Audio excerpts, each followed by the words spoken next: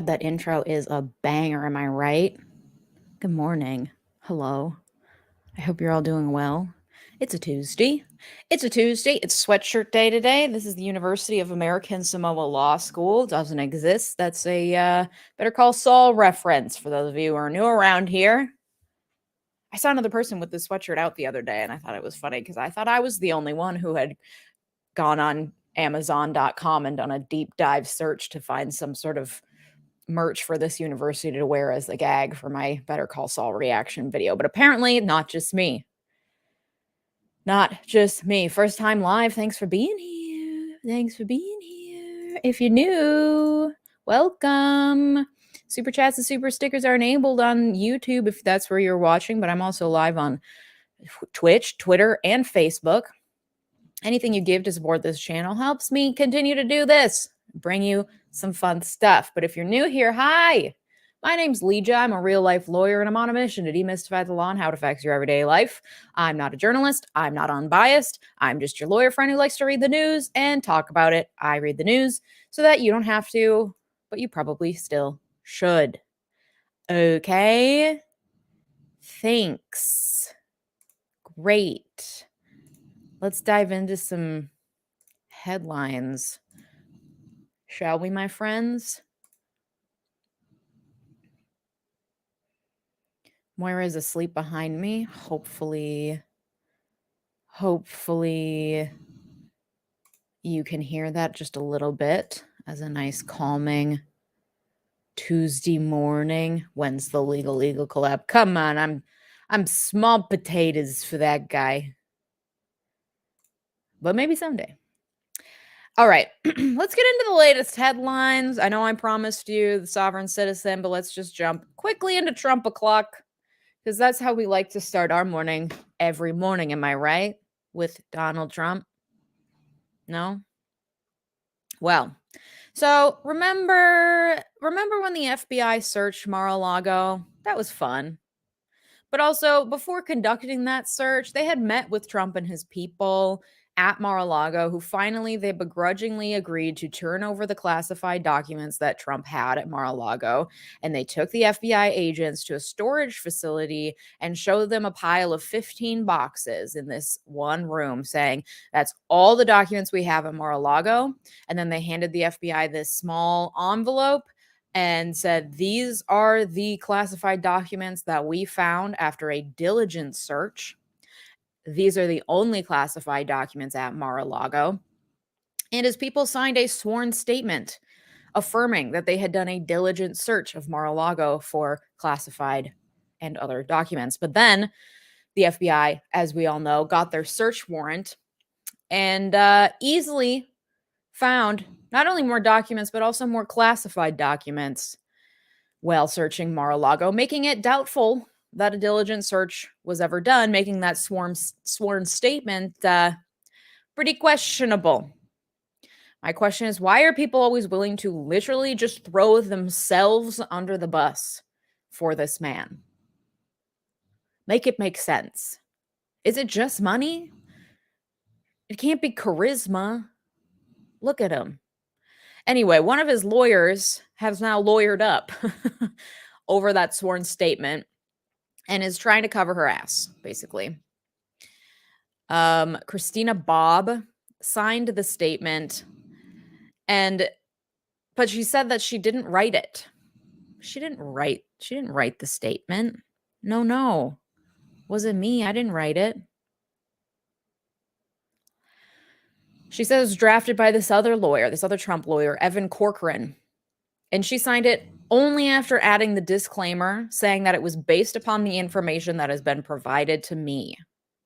She says, Corcoran just told me to sign the document despite not actually conducting the search for those records herself. She just signed it, but she made him write in this caveat. So she's the victim here, is I guess her argument. I don't know. Clearly she knows it's a bad one because she's lawyered up. I feel like they don't really need to even teach this in law school, but like if you should probably not sign things that you don't know to be true. You know?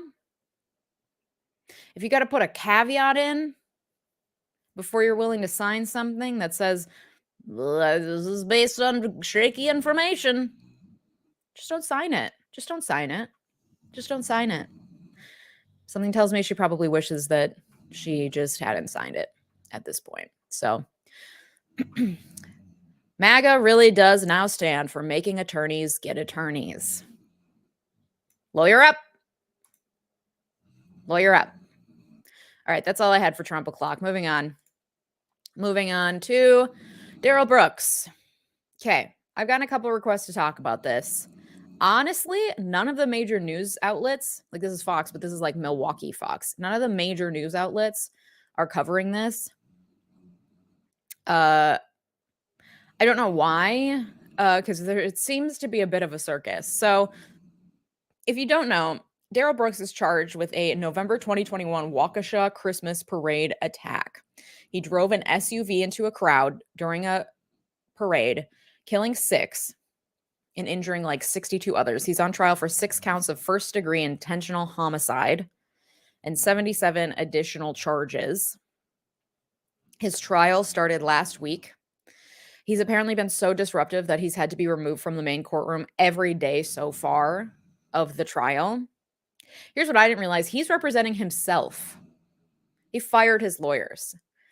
And these pro se cases, based on my experience briefly working for a judge, these pro se cases are, first of all, the bane of every judge's existence, because when someone is pro se, you have to give them some leeway in how they conduct themselves and how they conduct their case, because you have to go in with the understanding that they don't have a legal background, but they deserve to be able to have their day in court and to be able to represent themselves if that's what they really want to do. And so basically you have to give a presumption to what they're doing. So if they are, if you can tell based on what they're doing, what they're trying to get done, they're just going about it the wrong way.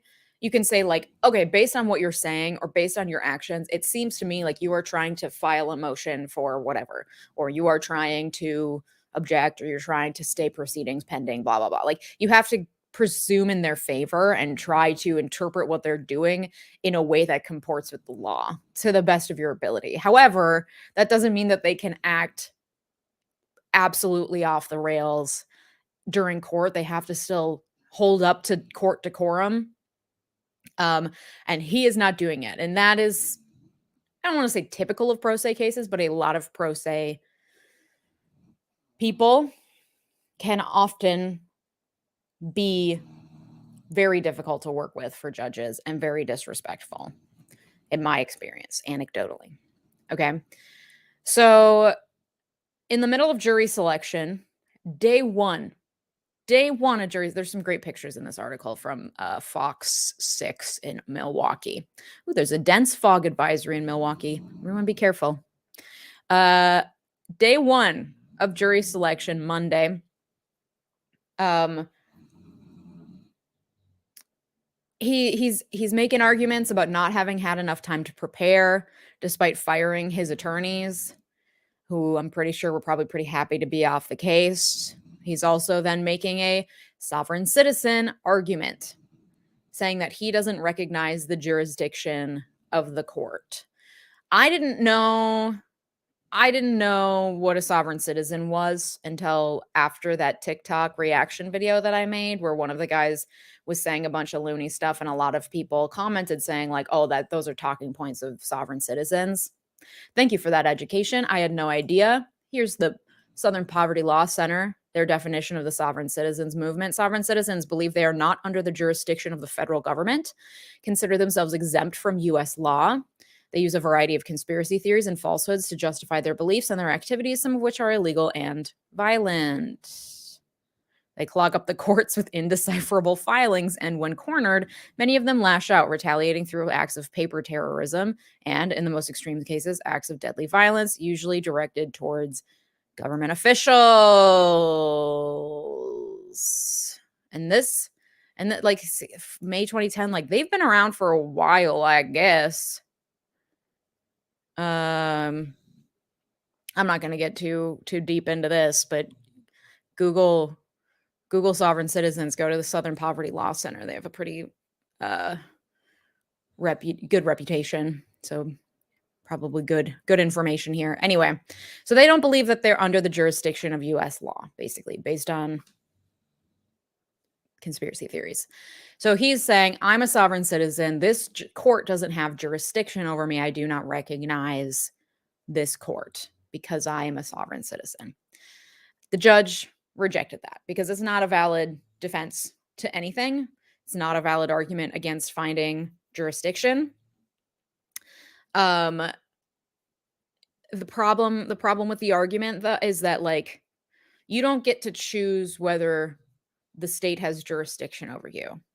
If you enter and avail yourself of the state, it has jurisdiction over you. If you go into a state and you commit a crime in that state, you are automatically subjecting yourself to that state's jurisdiction. You don't get a say. That's not how this works. That's fine if you want to make arguments outside of the state apparatus and question our judicial system from the outside. That's fine. But you can't go into a court of law and make that kind of argument and think that they're going to be like, I want to know what he thought was going to happen. Like, did he think it was going to be this movie scene where she was like, by George, he's right. He really got me. There's no argument around this. I guess my hands are tied. What did he think was going to happen? Anyway, like, this is not even worth making a whole separate video about, which is why I wanted to bring it up here. It's just not. It's just so based on nothing that there's not even like points of law for me to bring up. And like, it's based on nothing. It's based on him deciding he gets to declare whether or not a state has jurisdiction over him. And it's dumb.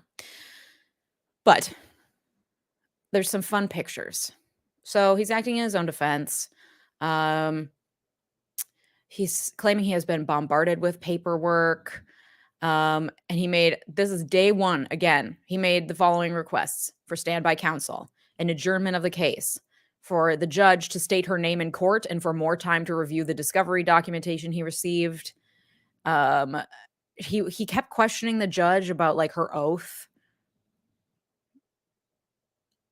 I don't know. 7 of the first 41 jurors were stricken for cause. 60 others are on standby. Tuesday, jury selection continues. Brooks again asked the judge for her name and whether she had a claim against him, asking her to adjourn the case. They just kept... At one point, Brooks ripped up a jury chart he was given and threw it in the trash.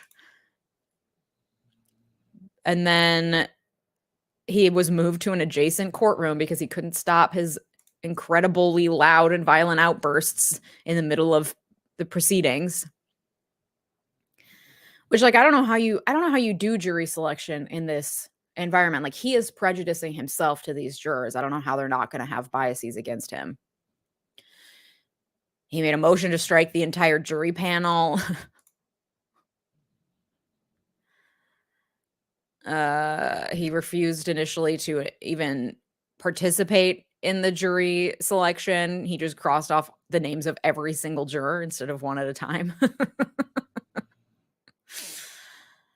Before this, Brooks asked to call the state of Wisconsin to the stand. And the judge informed him that he could not call an entity to the stand. He must call a person. Like, this is not funny, but it's funny. You know, like, what else can we do but laugh? Okay. They finally got their 16 jurors by the end of the second day. I don't know how. And then he decides on Wednesday that he's going to appear in his orange jail uniform. He said that he had COVID and needed to wait. He was offered a rapid test and refused. Like, these are just... And then the judge is like trying to just deal with housekeeping issues, and he's just like interrupting. The judge lays out the procedure for objections. They gave Brooks an objection sign. because he had to be in an adjacent courtroom because he couldn't be present because he kept interrupting. And so they they gave, they gave him this so he could object silently, and then he took off his shirt. Again, every morning they allow him to come into the main courtroom, and every morning within minutes of it starting, he does something to get himself kicked out.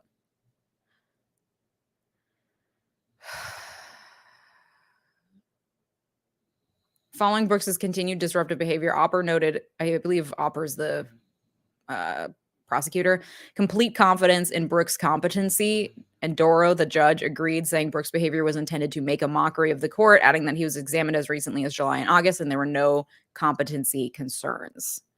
So we're not dealing with, according to the court, according to what they've determined, we're not dealing with incompetency here. However, I will say competency is a very different standard and hurdle than like an insanity defense. Competency to stand trial is a very low bar. Like, does he know where he is and what's going on? Great. Insanity is a very high bar to get it found that you did not understand the nature of your actions when you were committing a crime. That's a really high bar. So finding of competency to stand trial, to just appear at trial, low bar. We're usually going to find people are competent. Finding that people were insane at the time of the crime, very high bar. I don't even know if that's what he's arguing. And then he's got the he's just got it in his pants now. I don't know, man. It's just an absolute circus. I can't even go through everything anyway. So like if they were able to get through a couple witnesses and opening statements. Well, the prosecution made opening statements. Brooks deferred his opening statement until a later point at trial, which you can do as the defense. You don't have to give your opening statement until after the prosecution rests its case if you don't want to. So then the state got to its witnesses, which was like, okay, we can kind of proceed as normal because it's prosecutors with legal backgrounds doing it, and he has to kind of sit quietly. But he did have the right to object to things, so I'm sure he was, yeah. He then was given cross-examination opportunity because you do get that if you have a witness that the other party calls, you get to cross-examine them. So anyway, just an absolute fucking circus in this Waukesha courtroom or Milwaukee courtroom. No, Waukesha courtroom.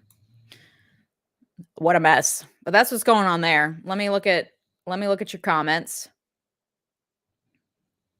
Why is he not just thrown out for ridiculousness? Yeah, for like contempt of court. I don't know. Because you can get put in jail for just contempt charges, but that might just be federal court. I assume this is state court. So I don't know how it works in that specific court. Yeah, I watched 30 hours of Law and Order. I know how this works. He wants a mistrial. I could see that. I'm sure the judge is being as careful as possible, as judges tend to be when pro se litigants are before them, to make sure they know exactly what they're doing. Yeah, he's making a mockery of it. He's making a mockery of everything that happened. And yeah.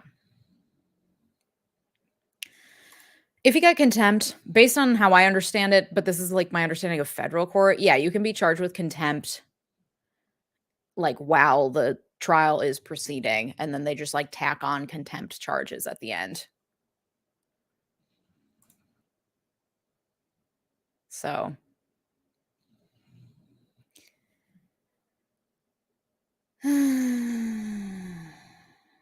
it's just, yeah, I feel like it's panic mode. It's a mess.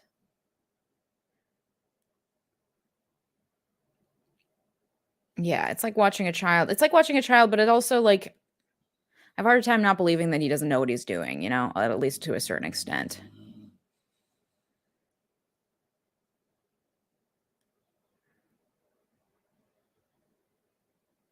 If you don't laugh, you'll go insane. That's right.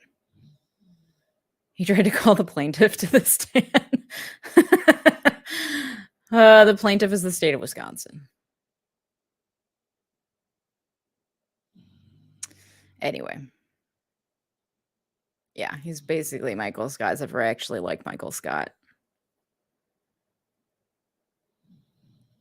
Can they make him get a lawyer if he's too disruptive? They can't. They cannot. Sounds like a hot mess is right. So that's that on that case. I assume it's going to continue for a while, given how slowly they were able to get to things this first week. So we'll see. We'll see how it goes. All right. In other news, moving on. You know what I learned today? Apparently, we're supposed to get another booster. I didn't know that, if I'm being honest. I truly had no idea. So by the end of last week, the administration expected between 13 and 15 million people out of 283.4 million Americans aged 12 and up will have opted to get the updated Moderna or Pfizer jab ahead of what officials warn could be another deadly COVID winter. Here's the thing. Last I heard, that additional booster was for people 65 and older. And I consider myself like a pretty like, I read the news every day. I check my mail and my text messages. Federal government, you got my address. You got my phone number. Why didn't you call? Why didn't you send me a letter? Maybe I just really fucking missed the boat personally, and everyone else knew this, but I truly did not know that I was supposed to get another booster. I'll do it. I'm happy to do it. I'm gonna sign up today. I had no idea that they were available. I feel like I remember hearing talks like a month ago that they would become available to us, but I never got that text message, y'all. All right, it was all over the news. Great. I'm glad someone saw it.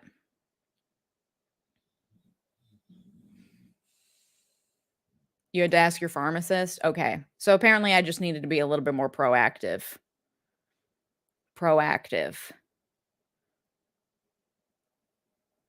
Yeah. Yeah, this would be my shot. Yeah, because I did Pfizer, which was 2, right? And then I got 1 booster.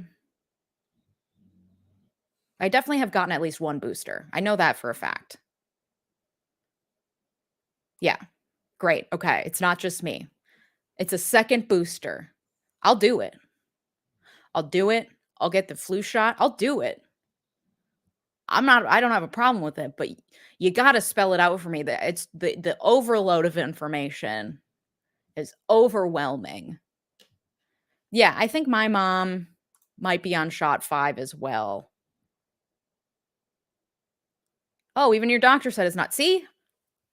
We're getting conflicting information. Yeah, okay. I think it would be my shot 4.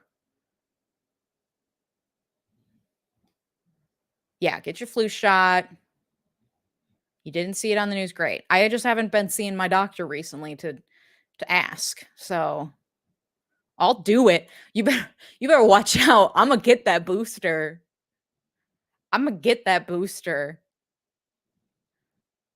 Yeah.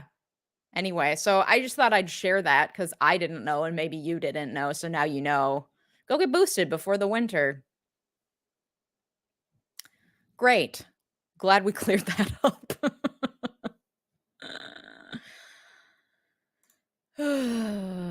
Anyway, moving on. More lawsuits about the Martha's Vineyard migrant flights. More lawsuits coming out. This newest one is saying Ronald DeSantis is withholding information and records. It was brought by the Florida Center for Government Accountability, and they want the judge to order the DeSantis administration to turn over phone and text logs for DeSantis' chief of staff, James Utmeyer, and records exchanged with the company that set up the flights. and copies of the waivers signed by the migrants, which is a big one. Because they keep saying, like, they knew what they were doing, they signed waivers, but, like, in what language? How much was explained to them? What did they actually know? What did they actually consent to? And they can do this because Florida has a well-regarded open records law that is enshrined in that state constitution that requires local and government agencies to turn over government records, but there is no concrete requirements for when or how quickly the records have to be turned over. So this is a new lawsuit brought by this Center for Government Accountability asking for information, basically like a Freedom of Information Act request. This is in addition to, well, okay, this was after the administration had released some information related to 𝗪𝗪𝗏 Systems, the flight company that's been paid $1.5 million so far for flying those migrants. But the documents also show that the Department of Transportation guidelines for the relocation program, that program that had $12 million of funding that DeSantis pulled from, it says that vendors hired by the state would assist in the relocation of unauthorized aliens who are found in Florida and have agreed to be relocated to another state in the United States or District of Columbia. The migrants, as we all know, were flown from San Antonio, Texas, not Florida, and it's questionable as to whether or not they consented. According to what they've said, it appears they did not. And this lawsuit is in addition to a Democratic state senator who filed a lawsuit in Florida to ask a judge to block DeSantis from spending any more of that $12 million, because clearly he is not using it properly because it violated guidelines that were included in the budget. And then, of course, there's also the class action lawsuit by the migrants against him. And there's also an ongoing criminal investigation happening in Texas related to this scandal. So old Ronald, he's really made a mess of it. He's really made a mess of it.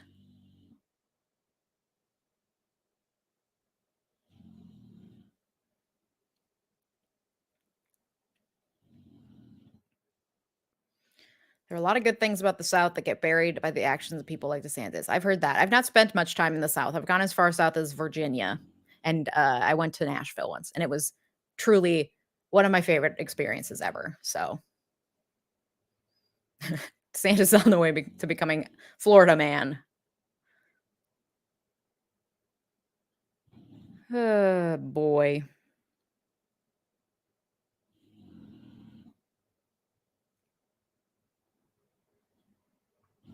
That's right. What? He's withholding info? My favorite segment, the I feel ashamed of being from Florida bit. That's right. Sorry.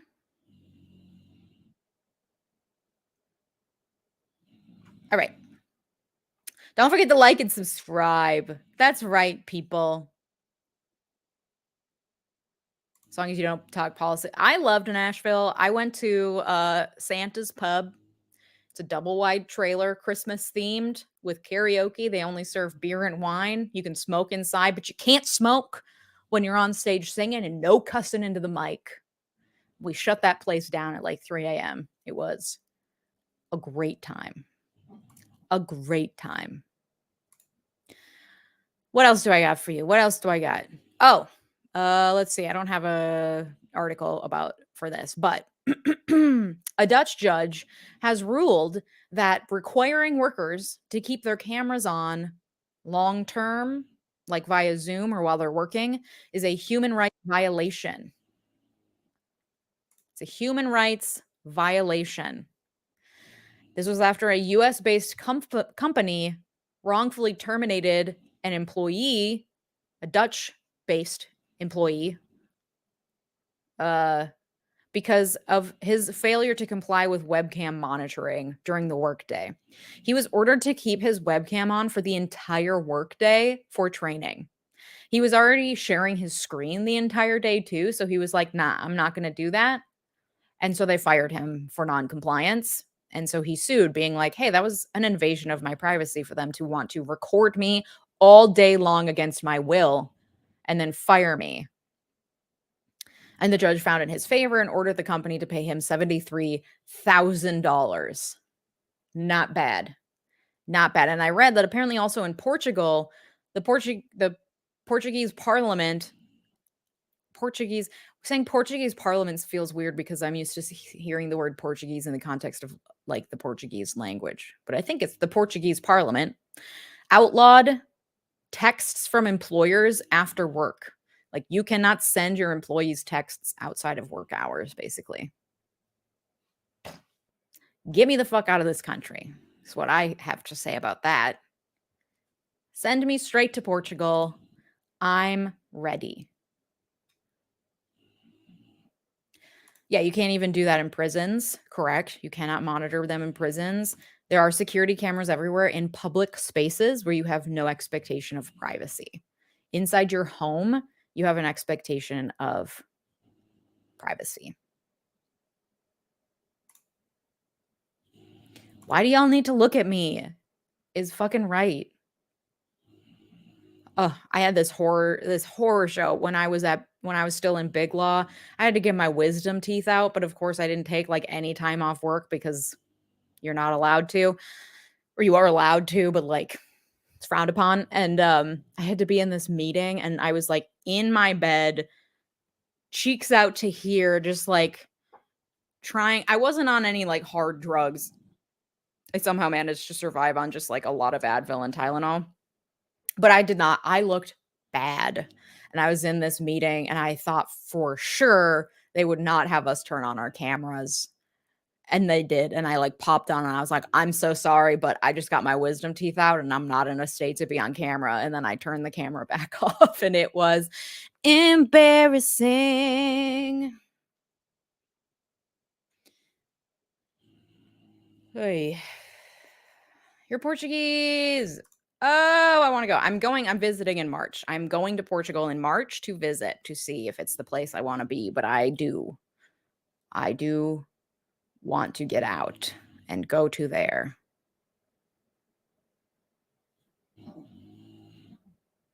They could argue that his office doesn't qualify during work hours as home.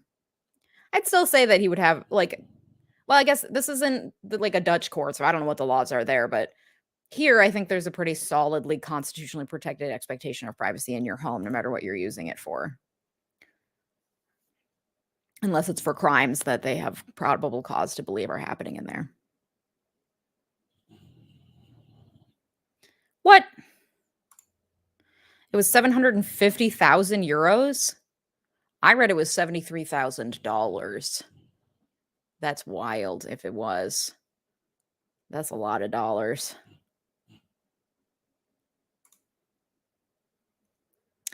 All in a day's hard work. Oh my gosh. All right, we're moving on to consumption corner. I don't have much for you, but a charming little story here. Michael J. Fox was reunited with Christopher Lloyd during Comic-Con. You don't even need the sound.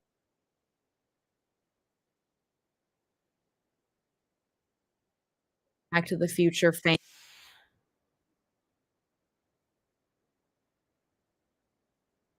Because he looked fucking ancient in the 80s. You'll love to see it. Just a couple of old pals. That's nice. Just a heartwarming moment for you. That's all. That's all. I did read we're apparently going to see some pretty excellent sales, retail sales in the next month and a half leading up to Black Friday, with the steepest deals closer to the end of November, because retailers all have way too much inventory, because 6 months ago there was supply chain backups and huge demand because we all still had like our stimulus check money and stuff. And then they made a bunch of orders and now we're like, ooh, wait a second. Never mind. And now they have all this shit that they need to sell.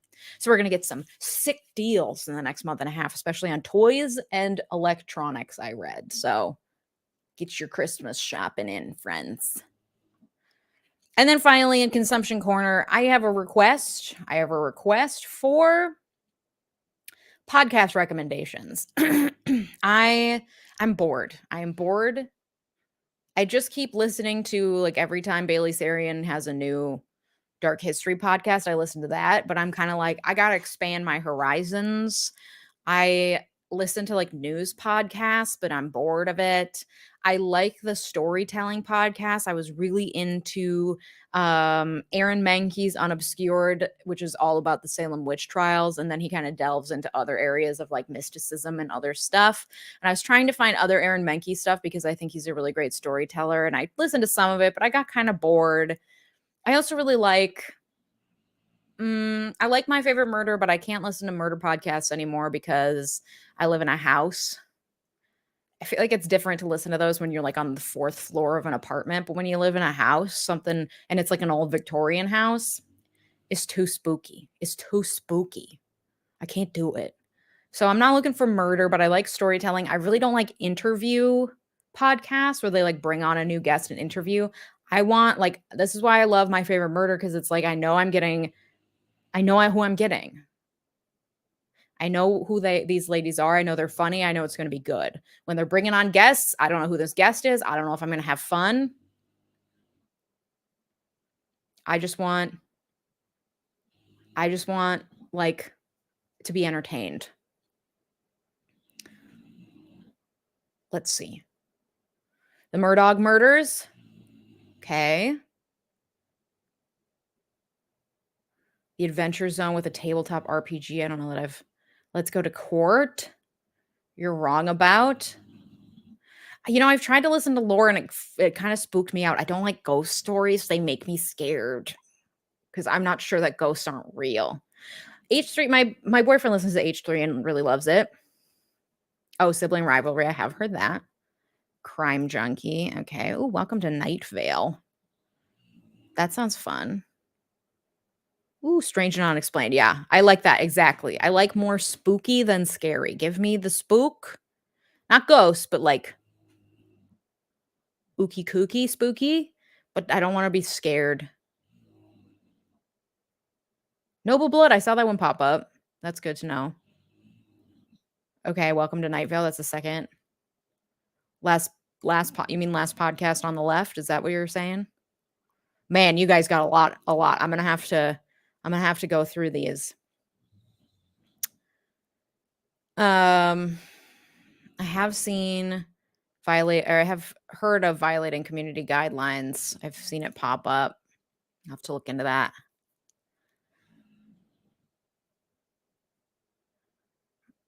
No, I don't listen to real stories about murders either anymore. I can't do any of it. I can't do any of it. All right. Thank you for I'm gonna have to go. I'm gonna have to scroll through all these comments and write some ideas down. I gotta wrap this up though, because it's 9:10 and we got stuff to do, people. We got stuff to do. Okay? I know you don't want to. I know it's a Tuesday. It's like we've already done Monday. Why we gotta be doing Tuesday? I get it.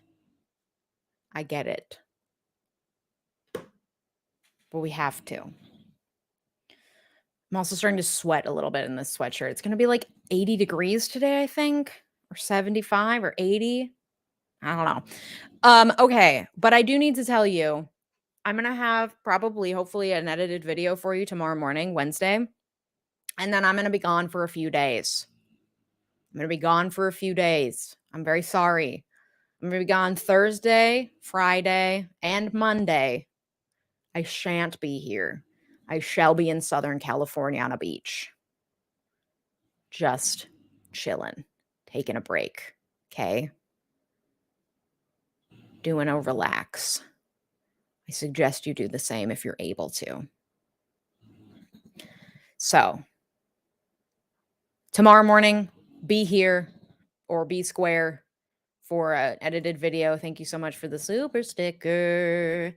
Don't forget to like this video if you're here and subscribe if you've been lurking, please. It's still hot in Cali, I hear. Gonna be on the beach. Thank you so much. Okay. Have a lovely day. Have a lovely Tuesday. We'll be here tomorrow morning at 8:30 a.m. for a new edited video. It's about the filibuster. It's about the filibuster. Not the most thrilling topic, but I tried to make it as interesting as possible, and I think it's important information to know about how our Congress functions or doesn't function, depending on your opinion. Okay, don't forget that you can support this channel through super chats, super stickers, buying merch, becoming a member on YouTube, or by joining my Patreon community, all of which is linked below. And you can listen to this episode after the fact in podcast form. It's live with Legia everywhere you get your podcasts. Okay? I will see you guys tomorrow morning at 8:30.